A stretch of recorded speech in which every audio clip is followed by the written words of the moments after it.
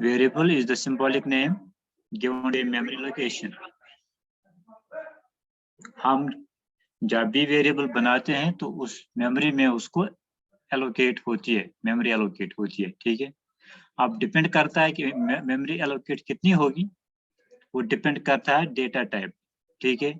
अगर इंट होगा तो 2 बाइट होगी, अगर फ्लोट होगा 4 बाइट एलोकेट होगी, ठीक है। अगर डबल है तो ऑड बाइट, केयर आए तो 1 बाइट एलोकेट होगी, ठीक है। Variable banana that is called variable declaration. जब हम वेरिएबल बनाते हैं, फॉर एग्जांपल मैंने बनाया इंट ए कामा बी कामा सी, ये मैंने 3 वेरिएबल बनाए, दिस इज कॉल्ड डिक्लेरेशन। बनाने को, वेरिएबल बनाने को डिक्लेरेशन कहते हैं, इनिशियलाइजेशन। फिर इनमें वैल्यू डालना, यानी जब बनाते हो, ठीक है, फिर उसी वक्त उनमें वैल्यू डालना, that is called initialization, that is called initialisation.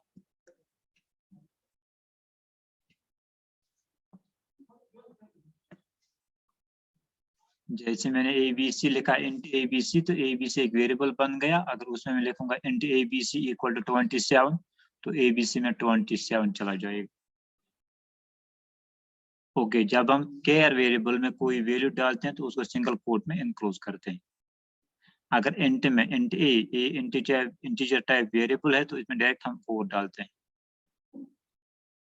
Float में डायरेक्ट डालते हैं, लेकिन फ्लोट इस्तेमाल होता है अगर हमें डेसिमल पॉइंट नंबर स्टोर करना हो। इस तरह डबल हम इस्तेमाल तब करते हैं जब हमें, ये भी फ्लोट और डबल तो सेम है, लेकिन फ्लोट को कम मेमोरी मिलती है 4 बाइट्स, और डबल को मिलते हैं 8 bytes. Names for, rules for naming a variable, कैसे हम वेरिएबल नेम को वेरिएबल नेम बनाएंगे, ठीक है। तो उसके लिए वही रूल्स फॉलो करने हैं जो आइडेंटिफायर्स के लिए, ठीक है। आइडेंटिफायर ब्रॉड है, आइडेंटिफायर में आता है क्लास भी आता है, आइडेंटिफायर में एरे भी आता है, आइडेंटिफायर में फंक्शन भी आता है। वो सब एक किस कैटेगरी के तहत है? आइडेंटिफायर्स, सब आइडेंटिफायर्स बोलते हैं। लेकिन यहाँ हम स्पेसिफिक वेरिएबल की बात करते हैं, ठीक है। तो वेरिएबल में वही रूल्स लगते हैं, वही रूल्स फॉलो करने जो हम आइडेंटिफायर में करते हैं, क्योंकि वेरिएबल भी एक किस्म का आइडेंटिफायर ही है। Only alphabet digit underscore permitted, सिर्फ अल्फाबेट डिजिट और अंडरस्कोर इसमें इस्तेमाल कर सकते हैं नेम जब हम वेरिएबल का लिखेंगे। Name can start with a digit, name digit start नहीं हो सकता है। Upper case and lower case letters are distinct, अगर हम कोई चीज अपर केस में लिखेंगे और फिर वही चीज लोअर केस में लिखेंगे यानी स्मॉल अल्फाबेट्स में, तो वो डिफरेंट है यहाँ। इसलिए हम अपनी हैबिट बनाएंगे, जो भी हम लिखेंगे C++ प्रोग्राम में, वो हम लोअर केस में ही लिखेंगे ताकि गलती ना हो जाए। Keywords can not be used as variable names, हम कीवर्ड्स को वेरिएबल नेम के तौर इस्तेमाल नहीं कर सकते हैं। कीवर्ड 64 है, जो मैंने पहले आपको लिस्ट दिया हुआ है, वो टेबल में लिस्ट दिया हुआ है कौन कौन से कीवर्ड हैं, 64 है। उनमें कोई भी हम वेरिएबल के नाम तौर इस्तेमाल नहीं कर सकते हैं। White space are not allowed, हम बीच में स्पेस नहीं डाल सकते हैं वेरिएबल नेम के बीच में। White space are not allowed in between the name of the variable, ठीक, उसमें हम ये नहीं डाल सकते। ओके, हो गया ये। तो उसके बाद है कंसेप्ट डेटा टाइप, हमने पढ़ा है डेटा टाइप। एक और टॉपिक उसमें था, शायद वो इसमें नहीं है, वो टॉपिक था हमारा रिलेशनल ऑपरेटर्स। रिलेशनल ऑपरेटर इसी यूनिट में।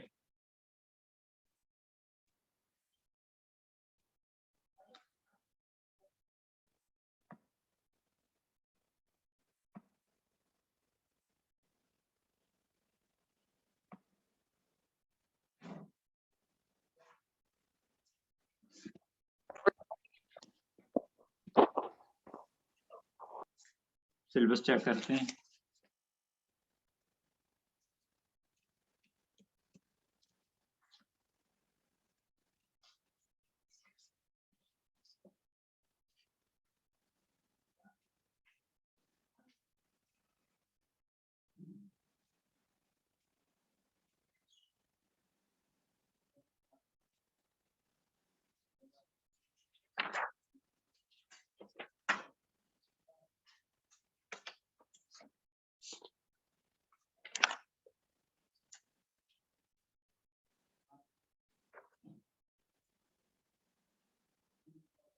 वैसे ये हमने पढ़े हैं, ये रिलेशनल ऑपरेटर्स, इनको दोबारा पढ़ाने की जरूरत नहीं है।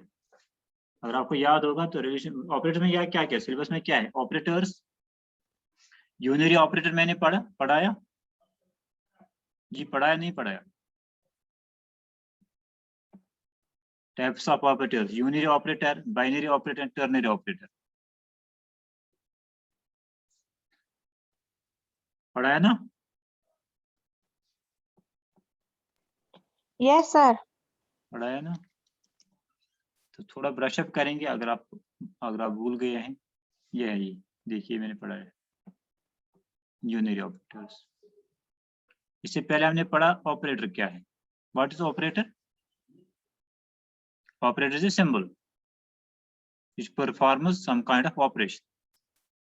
ऑपरेशन सिंबल होता है जो हम किसी ऑपरेशन को करने के लिए इस्तेमाल करते हैं। फॉर एग्जाम्पल जब हम लिखते हैं 3+4, ठीक है, तो जो बीच में हम प्लस डालते हैं वो ऑपरेटर है, वो सिंबल है, ऑपरेटर सिंबल, ठीक है। तो उसका क्या मकसद है, 3 और 4 का ऐड कर, यानी ये 3 और 4 को हम तब ऐड करेंगे जब उनके बीच में प्लस हो। प्लस हमें बोलता है कि 3 और 4 को क्या करना है ना। तो जो ऑपरेटर होता है तो उसके साथ जो इसके दाएं बाएं चीजें होती हैं उसको उनको बोलते हैं ऑपरेंड्स। फॉर एग्जांपल अगर मैंने 3+4 लिखा तो 3+4, 3 भी ऑपरेंड हो गया, 4 भी ऑपरेंड हो गया, तो बीच में प्लस है वो ऑपरेटर है, ठीक है।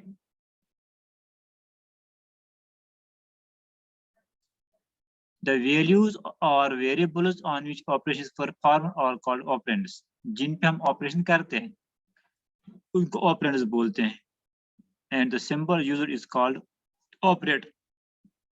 और जो बीच में सिंबल इस्तेमाल करते हैं उसको ऑपरेटर बोलते हैं। फॉर एग्जाम्पल 5 और -3, यहाँ 5 और 3 क्या है, ऑपरेंड है, और माइनस जो बीच में सिंबल है वो क्या है, ऑपरेटर है। फिर types of operators. Unary operator, unary operator वो ऑपरेटर है जिसमें एक ही ऑपरेंड हो और एक ही ऑपरेटर हो। वो ऑपरेटर जिसमें एक ही ऑपरेंड हो उसको बोलते हैं यूनरी ऑपरेटर, या वो ऑपरेटर जो एक ही ऑपरेंड पे ऑपरेट होता है उसको बोलते हैं यूनरी ऑपरेटर। फॉर एग्जांपल हमें प्लस प्लस है, हमें माइनस माइनस है, हमें इनडायरेक्शन ऑपरेटर है, यूनरी प्लस है, यूनरी माइनस है, लॉजिकल नॉट है, ये सारी के सारी यूनरी ऑपरेटर्स, ठीक है। तो आप सिंपली यार जो प्लस प्लस है ये भी यूनरी ऑपरेटर है, माइनस माइनस है ये भी यूनरी ऑपरेटर्स। अगर फॉर एग्जांपल आई है मेरे पास एक variable i equal to 5 int i equal to 5, यानी आई मैंने वेरिएबल बनाया उसमें 5 डाल दिया, फिर मैं करूंगा नीचे दूसरे स्टेटमेंट पे आई प्लस प्लस, तो आई प्लस प्लस क्या करेगा, आई की वैल्यू एक बढ़ाएगा, यानी आई की वैल्यू 5 थी, अब आई प्लस प्लस करने के बाद आई की वैल्यू 6 होगी, ठीक है। जैसे मैंने यहाँ सिखाया int a equal to 6, a plus plus value of a will now become 7, एक बढ़ जाएगा 7 बनेगा। डिक्रीमेंट ऑपरेटर, माइनस माइनस को बोले डिक्रीमेंट, ये एक कम करता है। फॉर एग्जांपल अगर इंटू बी इक्वल, अगर बी 9 है तो फिर लिखेंगे बी माइनस माइनस बी की वैल्यू घट जाएगी, तो बी की वैल्यू 8 रह जाएगी। लॉजिकल नॉट हम इस्तेमाल करते हैं अगर हमें इन्वर्ट करना होगा ऑपरेशन, इन्वर्ट ऑपरेशन करना हो, ठीक है। इन्वर्ट का मतलब अगर हमें, ठीक है, अगर हमें ट्रू को फॉल्स बनाना हो या फॉल्स को ट्रू बनाना हो तो उसका हम लॉजिकल नॉट इस्तेमाल करते हैं। ट्रू को फॉल्स बनाने के लिए या फॉल्स को ट्रू बनाने के लिए हम लॉजिकल नॉट का इस्तेमाल करते हैं। हो गए। इसके बाद है बाइनरी ऑपरेटर्स। बाइनरी ऑपरेटर्स वो ऑपरेटर्स होते हैं जिनमें दो ऑपरेंड होते हैं, ऑपरेटर एक ही होता है बीच में, लेकिन इसके साइड में दो ऑपरेंड होते हैं। For example x minus y, x और वाई के ऑपरेंड है, इनके बीच में माइनस आई ऑपरेटर है। इसके अलावा जो बाकी बाइनरी ऑपरेटर, उन अरिथमेटिक ऑपरेटर आते हैं जैसे सब्ट्रैक्शन, मल्टीप्लिकेशन, डिवीजन और मॉडुलस। मॉडुलस मैंने आपको पहले बताया था कि जो डिवीजन है ये हमें क्वोशंट देता है, जो मॉडुलस है ये हमें रिमाइंडर देता है। यानी अगर 6 डिवाइड बाई 2, 6 मॉडुलस 2 में करूं तो रिजल्ट क्या आएगा, 0, क्योंकि 6 को जब 2 से डिवाइड करते हैं तो वहां रिमाइंडर क्या आता है, 0, वही 0 यहाँ आएगा, यानी हमें रिमाइंडर देता है डिवीजन के बाद। इसी तरह इसमें रिलेशनल ऑपरेटर्स, रिलेशनल में 6 हैं, ठीक है, less than, greater than, less than, equal to, greater than, equal to, not equal to, ठीक है। ये हम कंपैरिजन के लिए इस्तेमाल करते हैं, कंपैरिजन, 4 ग्रेटर देन 5 या 4 less than equal to 5, comparison इस्तेमाल करते हैं। इसके बाद लॉजिकल ऑपरेटर्स में एंड, लॉजिकल एंड आता है और लॉजिकल और आता है। जब हम प्रोग्रामिंग पार्ट उठाएंगे तो हाँ, इस सारी चीजों का इस्तेमाल में करना है, वहाँ आपको इनका भरपूर इस्तेमाल करना है, आपको पता चलेगा हम ये क्या इस्तेमाल करते हैं, ठीक है। तो यहाँ आपको यहाँ याद ही रखना है कि ये लॉजिकल ऑपरेटर्स हैं, ठीक है। जब इस्तेमाल करेंगे तब आपको पता चलेगा, हाँ ये हमने पढ़े थे, ये कहाँ इस्तेमाल होते हैं।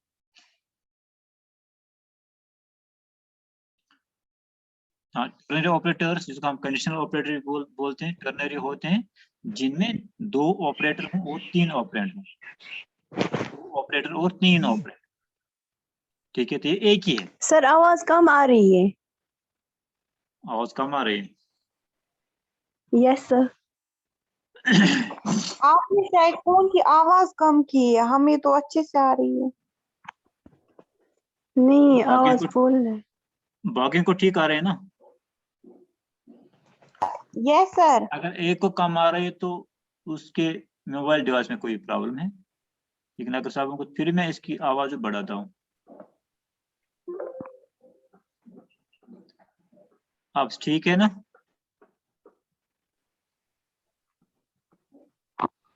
Hello, yes sir. आप ठीक है, ओके। टर्नरी ऑपरेटर्स वो ऑपरेटर्स होते हैं जिनमें 3 ऑपरेंड होते हैं और 2 ऑपरेटर होते हैं। इनमें खुशकिस्मती से एक ही ऑपरेटर है C++ में, जिसको हम टर्नरी ऑपरेटर बोलते हैं, और उसको हम कंडीशनल ऑपरेटर भी बोलते हैं। ये है, ये नोट ऑफ इंटरोगेशन और कॉलन। इसका जनरल सिंटैक्स क्या है? एक्सप्रेशन 1, फिर नोट ऑफ इंटरोगेशन, स्टेटमेंट 1, फिर कॉलन, स्टेटमेंट 2। इसका क्या मतलब है? अगर एक्सप्रेशन 1 ट्रू है तो स्टेटमेंट 1 एग्जीक्यूट होगा, तो ये रिजल्ट आएगा। अगर एक्सप्रेशन 1 फॉल्स है तो स्टेटमेंट 2 आएगा। समझ गई बात? ये डिपेंड किस पे करता है? एक्सप्रेशन 1 पे। अगर ये ट्रू है तो स्टेटमेंट 1 आएगा रिजल्ट, अगर ये फॉल्स है तो स्टेटमेंट 2 आएगा रिजल्ट।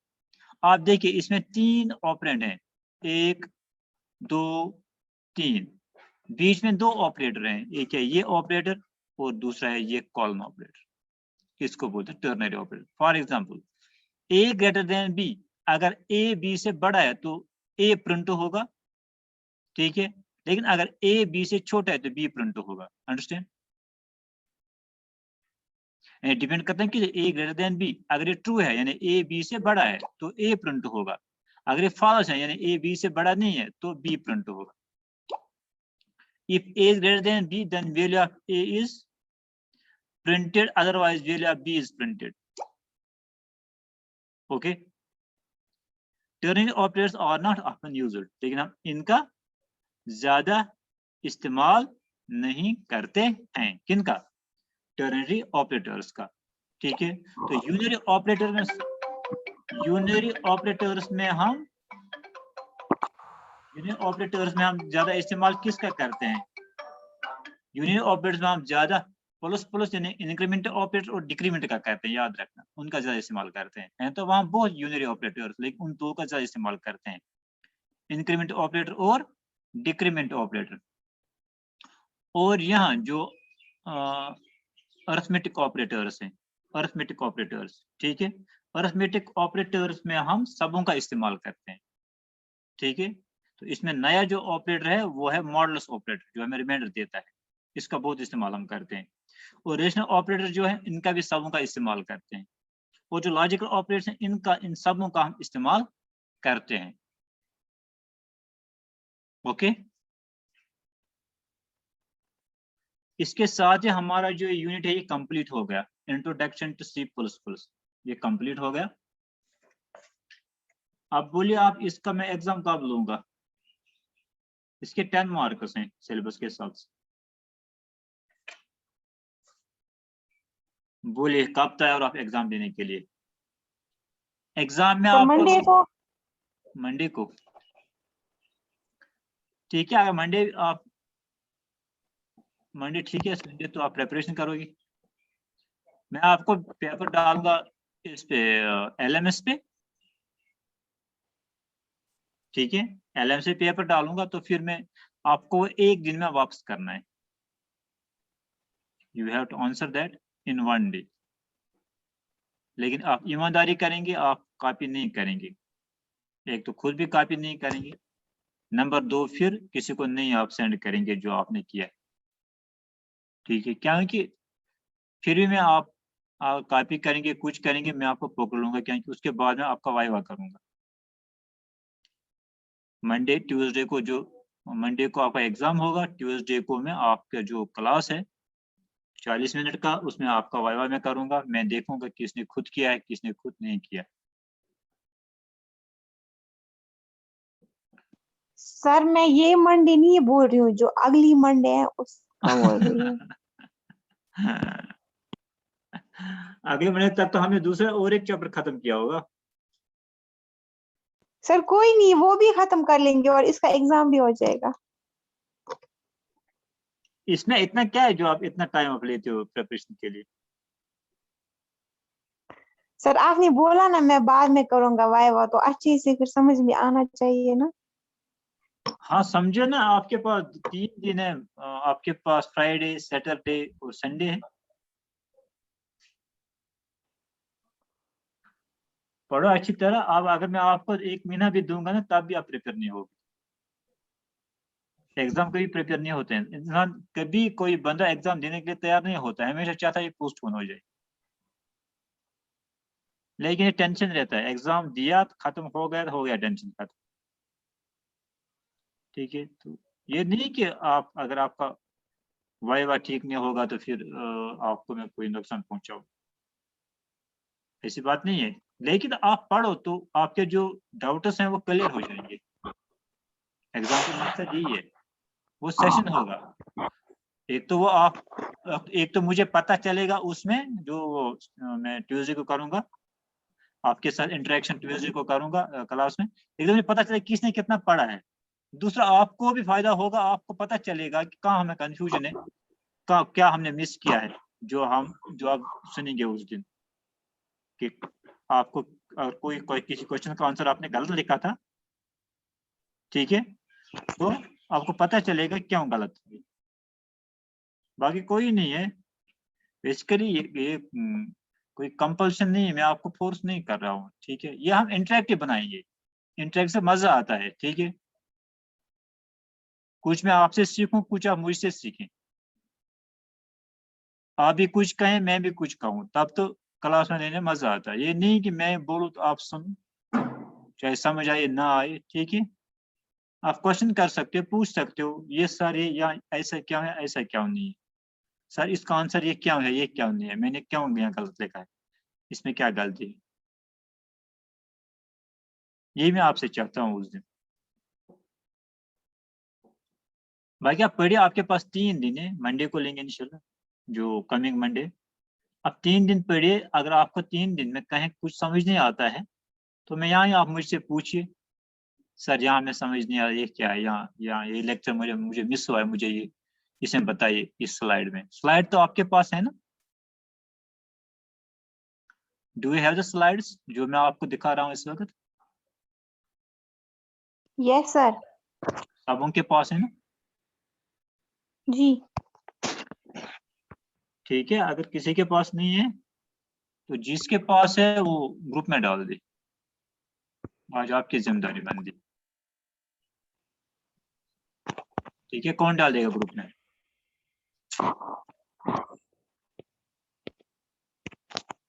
मैं आप डालू ग्रुप में या जैनब डालेगी, 2 में से एक। सर जैनब क्लास में है ही नहीं। वो कहाँ गई? सर उसने कट कर लिया कब का। अच्छा, आप मैं को जी सर। आप ही डालिए फिर, आ रही है इस वक्त क्लास। सर बट क्या डालना है?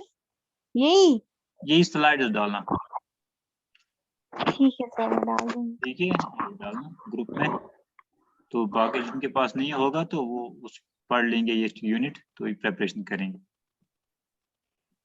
ओके, आज के लेक्चर में कोई ऐसी चीज जो आपको समझ नहीं आई?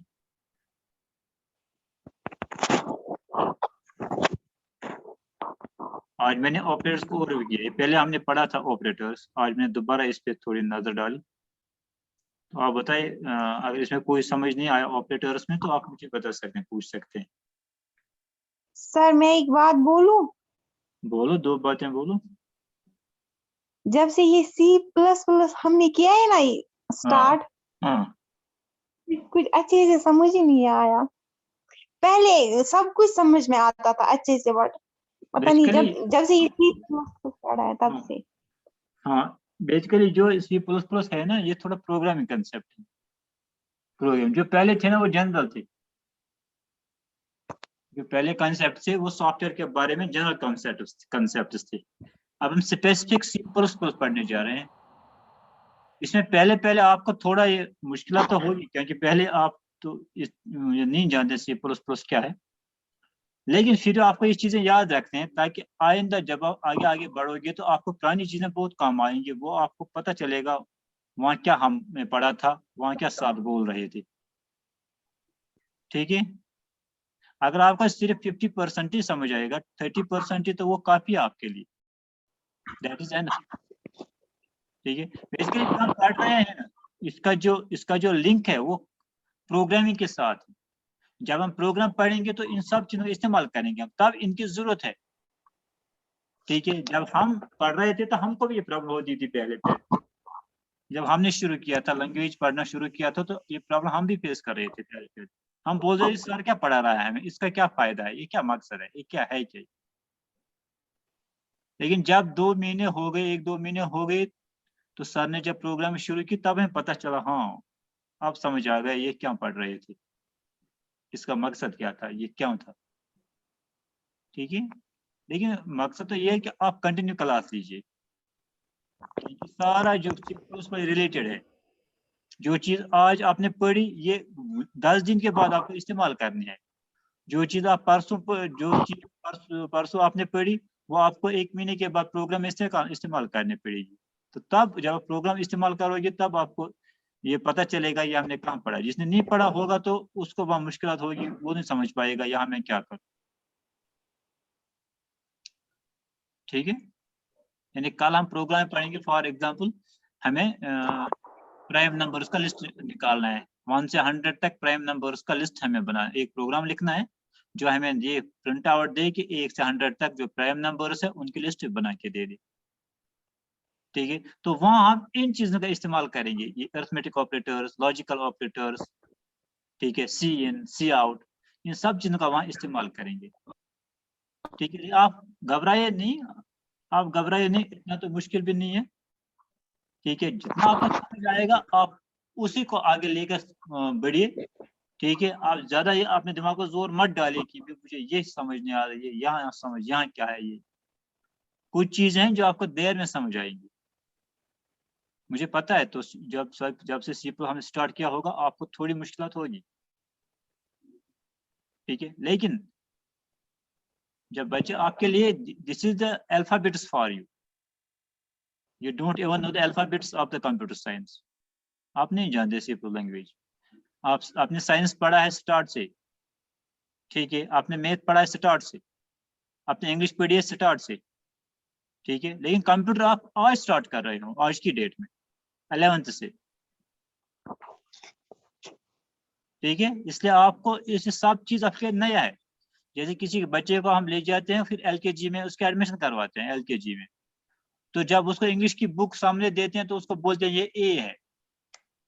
ठीक है, तो उसको क्या करता है, उसका रटा मारना होता है, ये ए है, ए फॉर एप्पल है ना।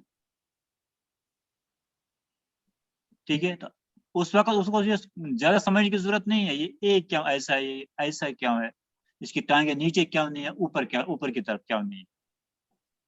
ठीक है, फिर बी, फिर सी। ठीक है, लेकिन जब वो पूरे अल्फाबेट्स को मेमोराइज करेगा तब आके वो टू लेटर ये वर्ड समझेगा, तब उसको इज समझ आएगा, ये आई एस है, इज है। तब उसको एड समझ आएगा, ये ए टी है। जब उसने ए पढ़ा होगा टी पढ़ा होगा, अगर इसने ए और टी मिस किया होगा, वो नहीं पढ़ा होगा, तो उसका एड का कैसे समझ आएगा। ठीक है, same is the situation with you here. आपको जो मैं पढ़ा रहा हूँ, this is the alphabets of C++ language. ये C++ लैंग्वेज के अल्फाबेट्स हैं, C++ लैंग्वेज की जो बेसिक हैं, बेसिक नीड्स हैं, मैं आपको पढ़ा रहा हूँ। आपको फिलहाल ये ऐसे ही याद रखना है। जब हम आगे बढ़ेंगे तो आपको इनका इस्तेमाल करना है, तब आपको समझ आएगा हाँ ये हमें याद रखना है, ये हमें। ठीक है, जितना आपको समझ आ वो पढ़ो, तो कल जब एग्जाम होगा आपको मंडे को, तो आप जो विजन है वो और ब्रॉडर हो जाएगी, आपको पता चलेगा। फिर उसके बाद में उस पेपर पे दोबारा मैं आपको फिर अगले रोज लेक्चर दूंगा। ठीक है, ठीक है सर। कोई बात नहीं, आप मत घबराइए, जहाँ भी आपको कोई मुश्किलात होगी, I am here. Allah Hafiz. Allah Hafiz sir.